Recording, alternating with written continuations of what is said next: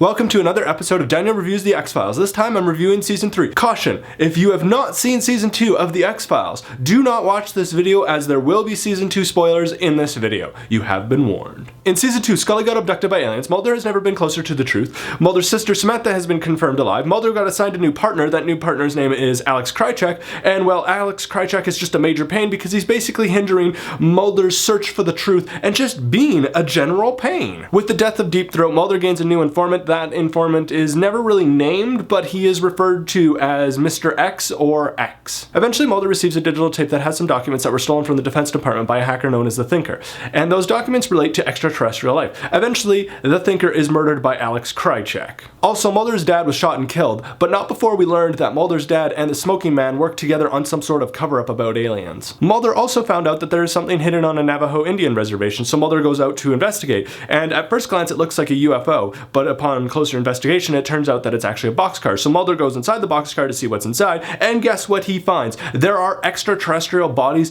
piled from the floor to the roof. Next, the Smoking Man and the military show up and they're looking for Mulder. They search the boxcar and they don't find Mulder, and the last time we saw Mulder, he was inside the boxcar. So then the Smoking Man orders them to set fire to the insides of the boxcar, and then they take off, and bam, the end of the season. We don't know if Mulder is alive or not. Imagine the scare you would have had watching the X-Files as it aired, because you would not know the fate of Mulder. You don't even know if there's another season. You just know that Mulder was in that boxcar and they set fire to it, and what the heck is happening? You have to wait a whole year until you get to know the answer.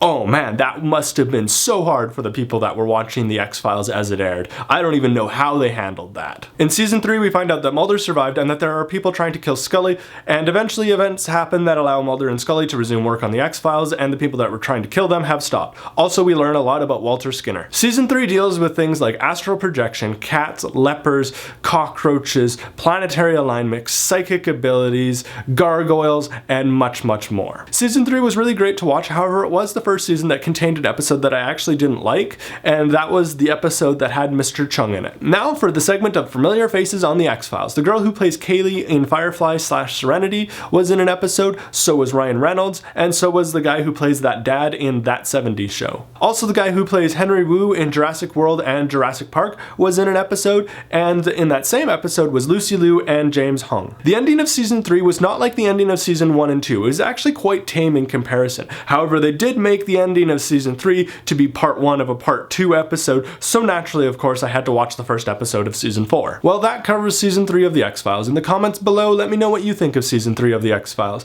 And that sums up this video. Thank you for watching. I will see you next week. Don't forget to have an epically awesome day. Bye!